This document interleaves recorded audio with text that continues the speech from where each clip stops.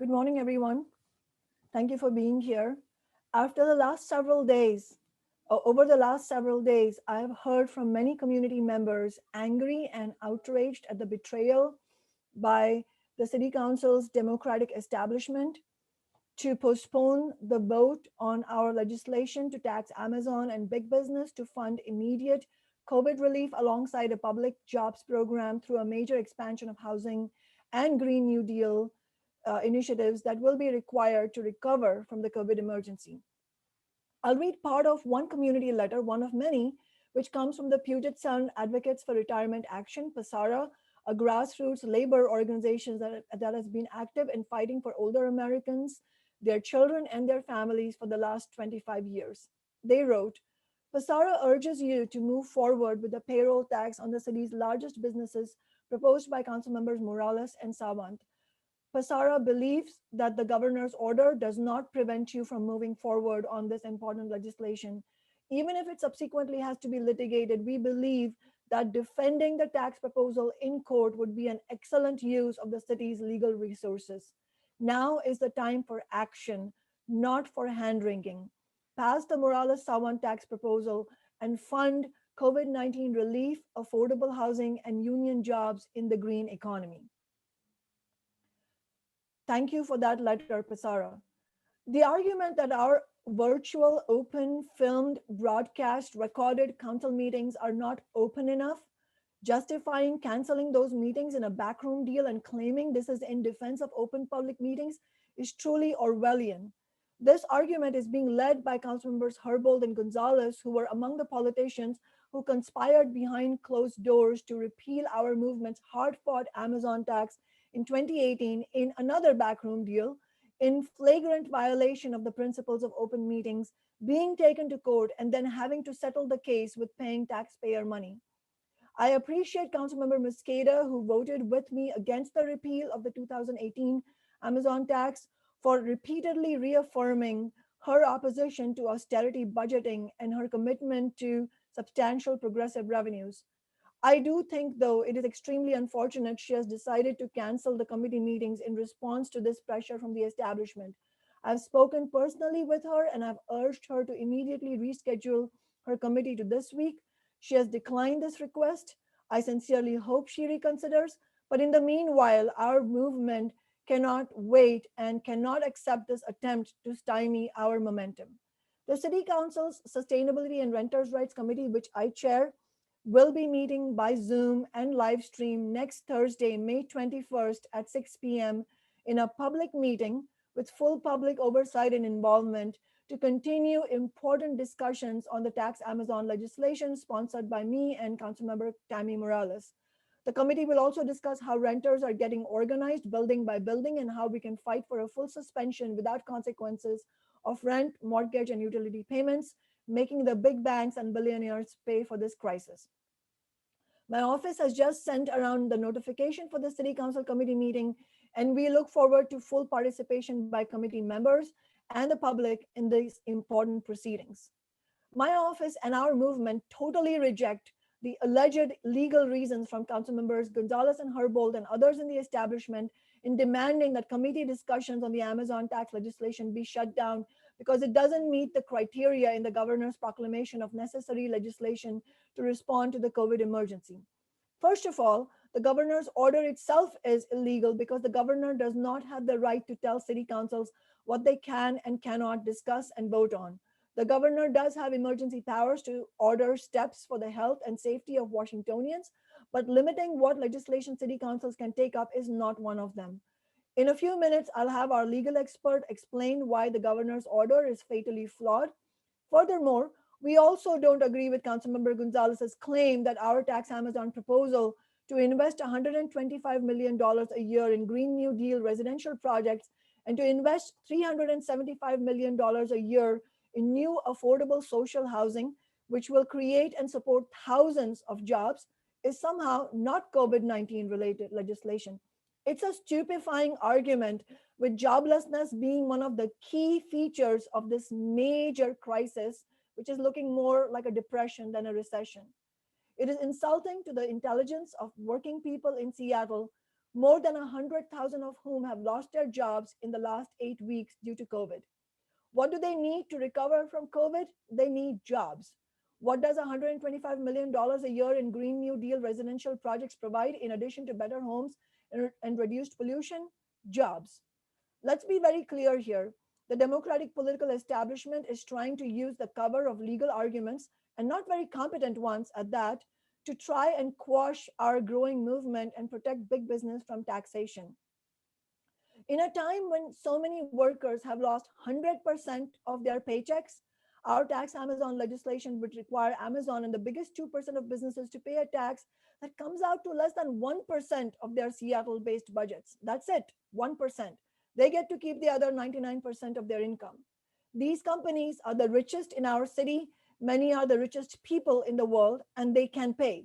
We're talking about not just Amazon executives and major shareholders, a company whose revenues have skyrocketed under COVID and whose owner is slated to be the world's first trillionaire in a few years, but also companies like CBRE, the largest commercial real estate and investment firm in the world with annual revenues over $20 billion, the Seattle Mariners, whose owner is worth $1.1 billion, big online companies who have seen their businesses skyrocket since the pandemic struck, big downtown law firms like the international firms Perkins Coie, with nearly 300 lawyers in Seattle alone, and Nucor Steel, the largest steel manufacturing company in the United States, which has recorded billions of profits in recent years and whose CEO was paid $19 million last year. Interestingly, about the same amount of money that the company received in federal tax breaks.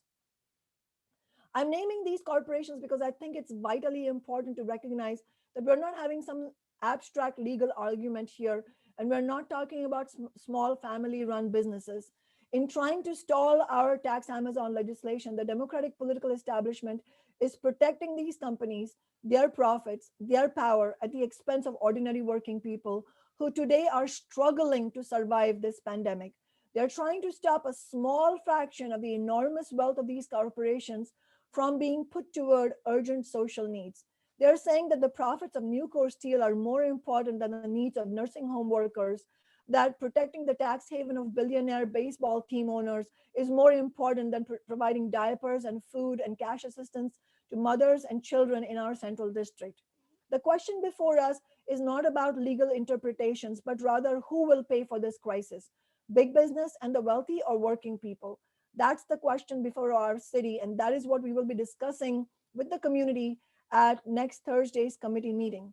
But on the face of it, some of the legal arguments may appear to be plausible. So it's important we understand them, and also to understand that when you break them down, when you properly analyze them, they fall apart. To help us with this analysis, we reached out to some of the most experienced lawyers in our community who have examined the governor's proclamation, Council President Gonzalez's memo, the Open Public Meetings Act, and other relevant statutes. We're really fortunate to have one of them with us today, Attorney Dimitri Iglitzin, who's been a longtime attorney who has done a lot of work with the labor movement and with the community. Welcome, Dimitri.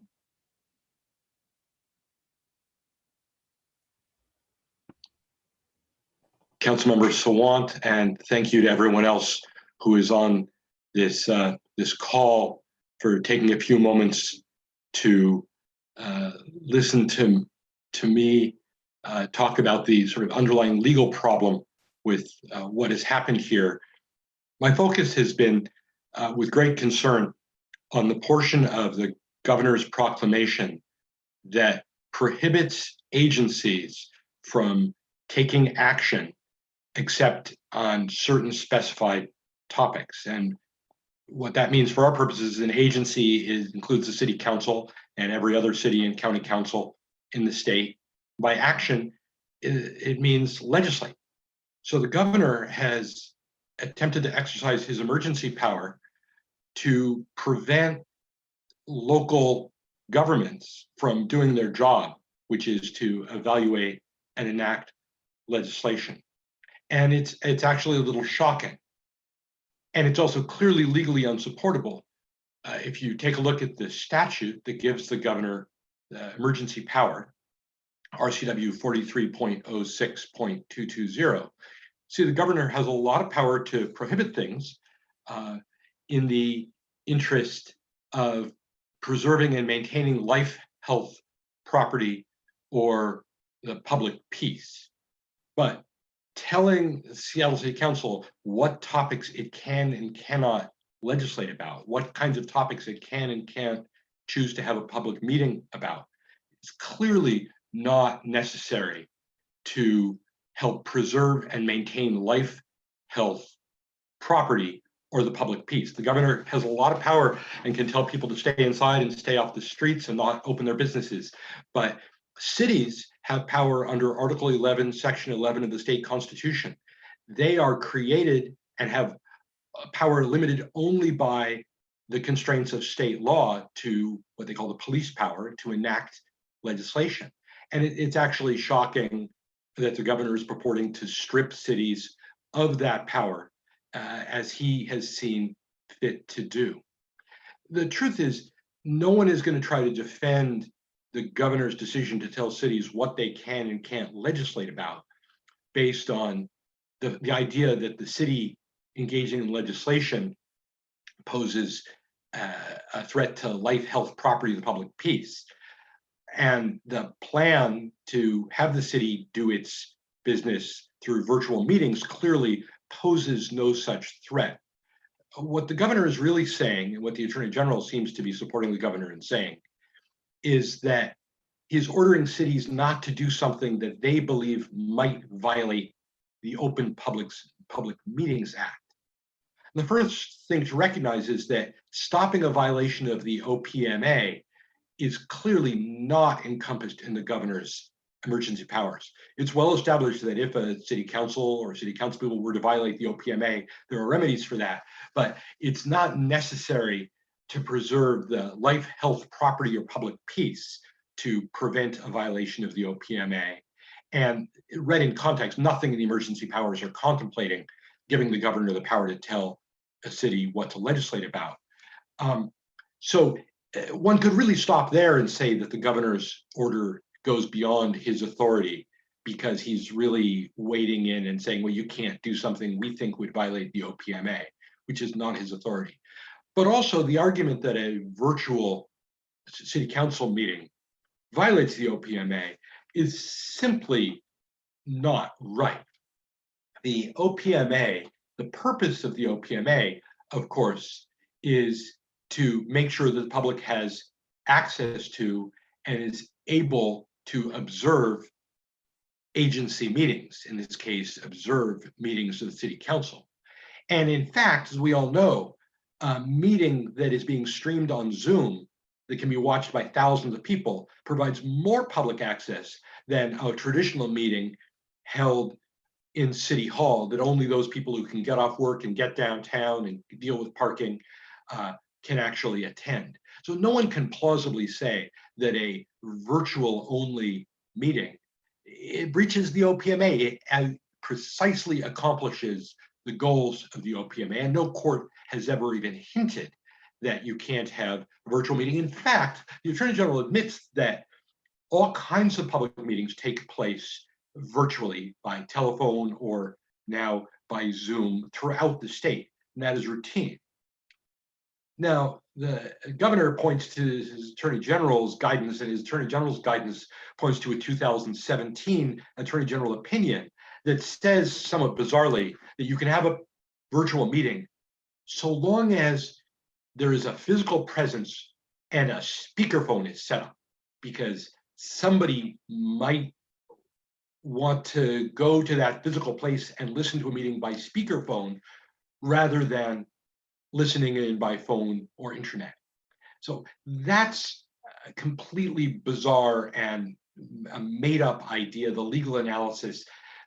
They say a meeting has to take place somewhere. Well, yes, a virtual meeting takes place in cyberspace, and that's the presence where the public needs to have access. The Attorney General admits that its opinions don't have the force and effect of law. It's nothing but an opinion. As I say, there's no court that says it. Ironically, what the governor also says in his proclamation is he is suspending that portion of the Open Public Meetings Act as it applies to meetings that are dealing with what he thinks are appropriate to be legislated about, what he thinks are emergencies. If the governor really thought, and the attorney general really thought, gee, the problem is that the OPMA requires a speakerphone, the governor could have used his emergency power to suspend that supposed speakerphone requirement and then allow the city council and all city councils and county councils to do their important constitutionally sanctioned business. So what the governor has done passes neither legal muster on its face, telling city and county councils what they can and cannot legislate about, nor does it pass the common sense test. Because if you really believe that the problem is that the OPMA requires a speakerphone to be in some physical present place where people could go, which of course we don't want to have happen during the epidemic, the governor could have simply suspended that part of the OPMA to allow what everyone is going to have to agree on a rational basis is a completely appropriate, completely open public meeting taking place through Zoom technology, which is the legislative meeting that Councilmember Sawant plans on having her committee take up what city council members believe is vitally important legislation. And no one, certainly not the governor, gets to say, oh, it's not really vitally important. That's basically my analysis of why what the governor has done here exceeds his authority under his power to issue emergency proclamations. I'm happy to answer questions about that legal analysis if anyone has any.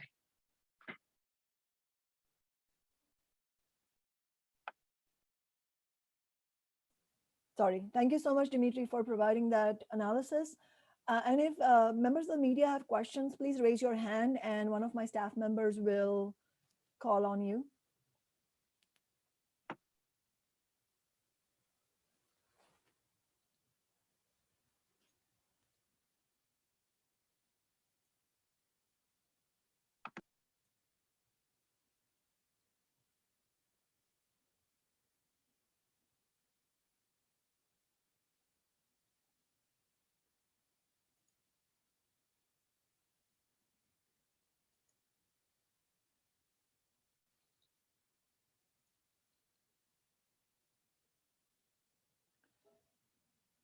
So I think we have a question from Charlie Harger. Please go ahead.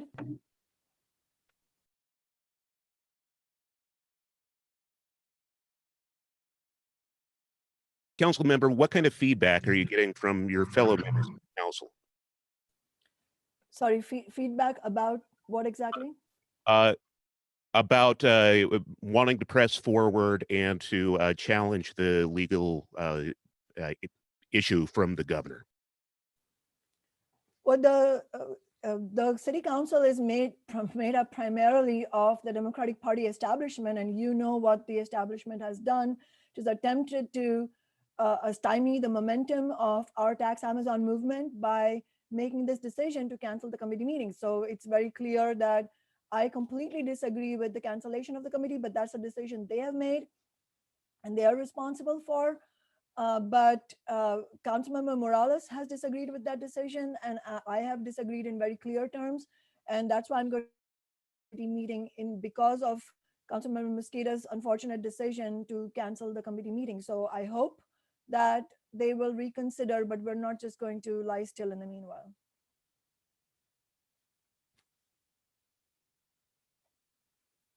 And members of the media can also feel free to write their questions in the chat forum. We have a question from Hannah Scott, who says, is there any action Council President Gonzalez can take against you for holding this meeting despite her decision?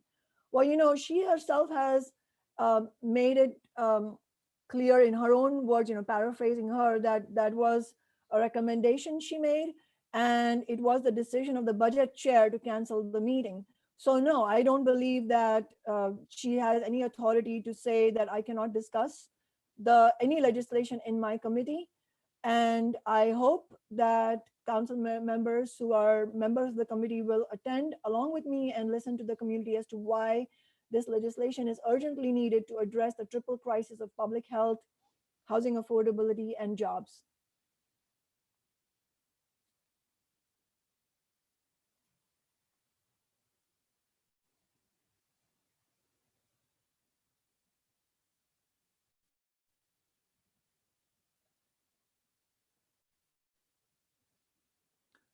We have another question from Hannah who says critics of this proposal have said that this is not the right time to enact any new tax as the state faces historic economic downturn. Why do you believe it's the right time? Well, I think if we look at the track record of big business and spokespeople for the wealthy, it's never a right time to tax them, which is why in the absence of a fighting movement, we've had Seattle be the most favorable corporate tax haven in the nation with the nation's most regressive tax system. So when we were fighting for the Amazon tax in 2017 and 2018, when we did win before the repeal, it was not the right time. It's never a right time to do the right thing for working people as far as big business is concerned.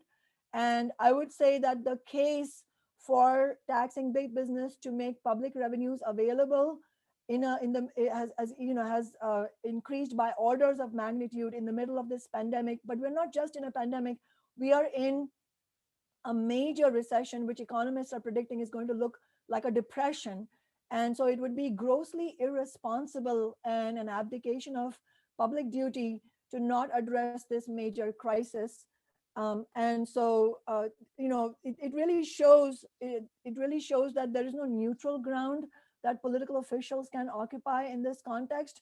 You are either going to help working people, or you're going to further the representation of big business greed and the wealth of very rich people. Because even if it wasn't about the creation of jobs and housing and Green New Deal programs, which we absolutely are talking about with the Amazon tax, even to ensure just a basic requirement that we don't have major plummeting of the budget and have austerity budgeting, we will need public revenues to be shored up. And the only way that that can be done is by taxing big business, because in the context of the most regressive tax system, where working people pay the bulk of the tax revenues, and when major job losses are happening, there is no question working people are not going to be paying those taxes because they don't have jobs. And so they're not going to be paying those taxes. So the automatic consequence is a plummeting of the budget. So the only way to address those budget shortfalls is through taxing big business and the wealthy. And so when politicians are refusing to do that, what they are indicating, what they're signaling towards is austerity budgets. And we've seen this happen time and time again. When there are recessions, the price is extracted from squeezing working people. So we better watch out and we better fight back. And if Dimitri wanted to address any legal aspects of the questions about whether this can be done during the pandemic, I would really welcome him.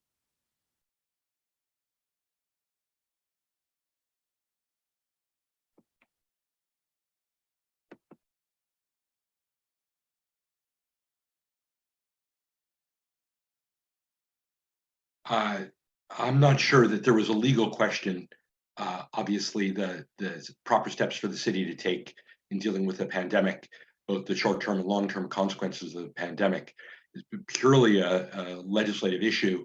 I don't have a legal opinion, except that obviously it's within the power of the city council to pass whatever legislation it chooses through its normal processes to deal with the crisis that the city council is entrusted with trying to resolve. And if the city council thinks that we need more revenue so that we can ameliorate the impacts on working people and everyone else in the city, and that the source of that revenue has to be those that have a lot of income and a lot of wealth, there's no legal implications of that. Thank you for clarifying that, Dimitri. I really appreciate that. And we have one more question from Hannah, who says, where does the grassroots effort to get this to the ballot stand? Appreciate you asking that question, Hannah. As you know, first of all, just to clarify, since this attack from the Democratic establishment, what I have observed and what many of us have observed is overwhelmingly people are angry and outraged and not demoralized. And so they really want to fight back. And so we have more and more people energized about this. So we are going to be having the Tax Amazon ballot initiative campaign is going to be having an action conference on Saturday.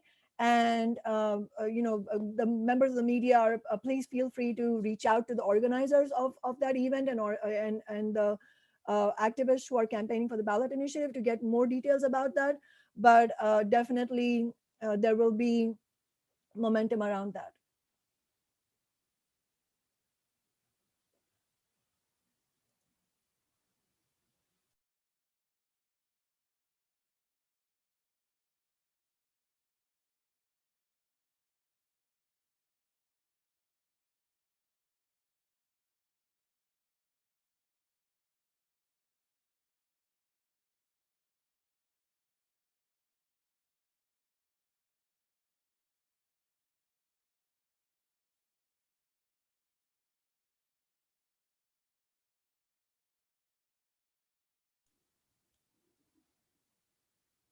I just wanted to share one thing with the media uh, while we wait for any more questions is as far as this legal uh, interpretation that somehow it's not within the legal purview of the city council to discuss and vote on the tax Amazon legislation.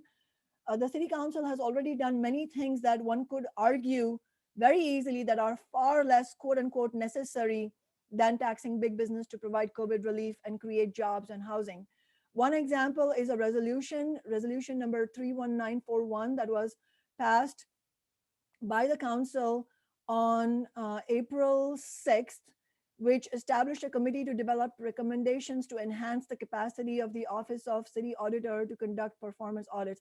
And I defy anybody to tell me why this is necessary and urgent and routine and so on. And another legislation that was passed by the council on April 27th, which is Council Bill 119769, which is an ordinance relating to land use review decision and meeting procedures. This legislation streamlines the design review for developers during the emergency. And what's interesting about this is that the legislation has been justified by findings, the text that is written in the legislation that are suspiciously similar to our movement's rationale for why the Amazon tax is needed to address the triple emergency. So for example, in one of the in part of the text of the legislation, it says, in addition to the paramount public health concerns, the spread of COVID-19 and the necessary measures taken to reduce that spread and so on. And then it talks about how the over 133,000 Washington residents filed for jobless benefits the previous week. And indeed, the velocity of jobless claims is the greatest since 1930s. And we will face major reductions in tax revenues, even as the city faces major new emergency expenditures. That's exactly what I just said, which is we are going to face a public revenue crunch in the face of major joblessness. Then in another part of the text of the legislation, it says we need commercial and residential construction for accommodating businesses and providing much needed housing, including affordable housing for city residents. And then it goes on to say that construction also employs a large number of workers and is a driver of economic activity in its own right. That is basically the exact same thing that we're saying, which is that in the face of a recession that is really inducing joblessness, we will need public works programs like the construction of social housing and Green New Deal programs to drive economic activity and create jobs. This is exactly what we're saying. So this legislation has already been passed by the city council. So this further reveals that what is deemed necessary is not a legal question, even though they are saying it's a legal question. That's all smoke and mirrors. What is actually going on is what is deemed necessary is determined by where a politician's loyalties lie, corporate interests or ordinary people. So when corporate interests want something to be passed, immediately there's a full-fledged justification, and justification that sounds suspiciously like what working people say in order to get that done. But when working people need immediate assistance, then and jobs, then we are told, oh well, oh I'm sorry, we're breaking the law if we do it. So there's ample evidence that this is not really within the realms of legality for the city council to cancel these committee meetings. I see that Jonathan Rosenblum from my office wants to ask a question, and also There's a question from Matt Markovich that says, I'm trying to understand what action you can take by bringing this up in your committee. Can you explain, do you want the city attorney to challenge the governor's ruling? Dimitri, did you want to answer that? Yes, I wanted to answer the second half. I think the council member could explain what she hopes by bringing it up in her committee to be able to move forward with this vitally important legislation, I imagine is the answer. What should really happen with the governor's ruling is that an organization like the Association of Washington Cities that represents cities throughout the state should go to court to get a declaratory ruling that this part of the governor's emergency proclamation is an abuse of authority.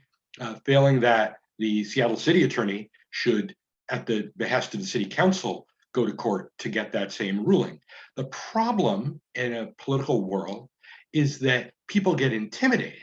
So what has literally happened here is that upon receipt of the governor's proclamation, the city council has allowed itself to be buffaloed by the threat that by going ahead with a city council meeting on topics of its own choosing, it will somehow be deemed to have violated the governor's emergency proclamation.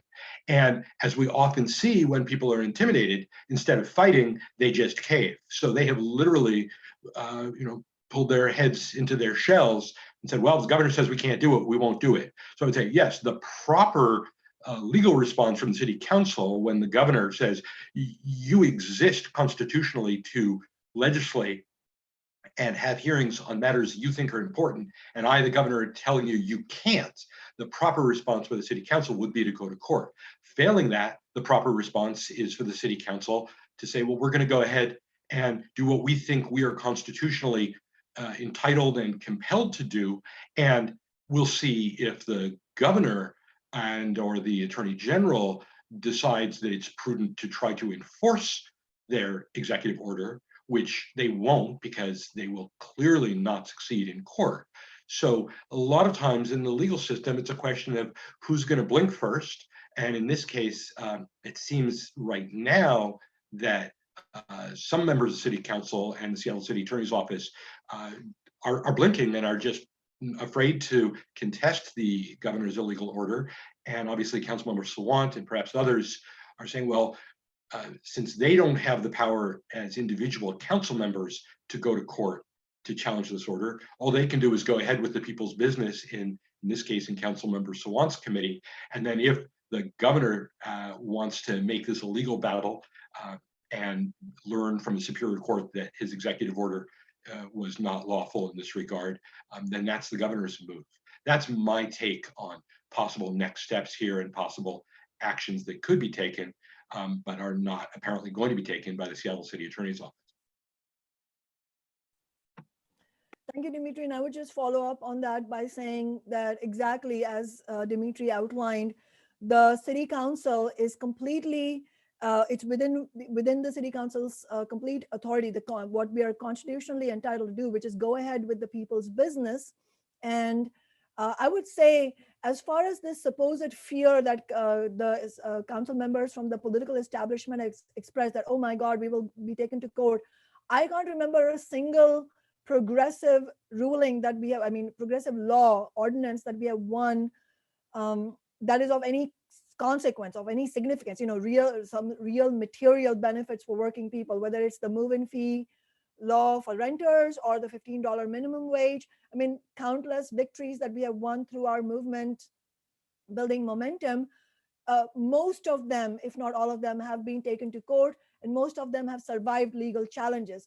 So I don't accept, and as Dimitri said, this is also a political decision. And so the political decision of the Democratic establishment is at the local level and at the state level, they're circling the wagons around each other and saying, well, the governor has indicated this, the governor and attorney general say, well, we've just given our legal guidance and it's up to the municipal government to decide what they want to do. And so basically they're engaging in this political collusion of attempting to stymie the movement. And that's why it's important that we are doing this committee meeting on Thursday.